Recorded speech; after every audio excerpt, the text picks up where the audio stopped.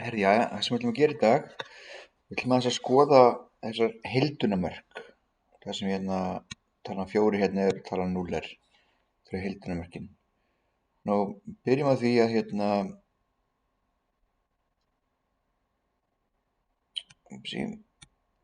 byrjum að heilda, setjum hotklófa. Þetta eru hálft x í öðru, loka hotklófi, sem setjum þessar tölur Það sem að gerði síðan næst var einfaldlega að taka þessa tölu byrja á þessum fjarka og setja hana inn í Þetta verður hálfvísinu 4 öðru veldi mínus og síðan setja maður neðri töluna inn í þetta, það er að segja 0. Og það fær maður eitthvað útkomi. Og það sem við viljum að gera núna er að við erum aðeins öðruvísi. Núna vitum við ekki hver efri mörkin eru, sem er alltaf kallað b. Við vitum ekki hvað það er bara eitthvað tala b. Og heildar 0 nema það að við erum með útkomin úr þessu gefna. Þannig að við erum með niðurstöðuna en þurfum að finna þetta b.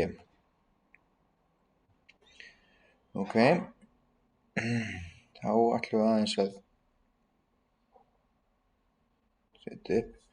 Þannig að hvernig lítur þetta heildi út? Við skrifum það bara aftur Þetta er b, þetta er 0, 2x, dx. Þetta er sama sem hotklófi x í öðru. Loka hotklófi, gefum b, gefum 0. Hvað gerir maður síðan? Maður setur efri töluna inn fyrir x-ið. Þetta verður þá b í öðru. Síðan setur maður neðri töluna, þetta verður 0 í öðru.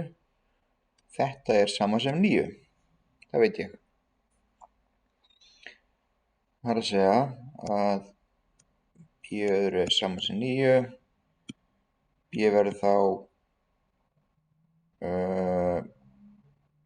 tvær lausnir. Það er 3 og mínus 3.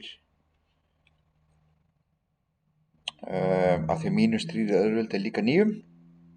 En sjáum að mínus 3 er ekki lausn því að við erum að heilda frá b niður 0 og b verður að vera stærra en 0.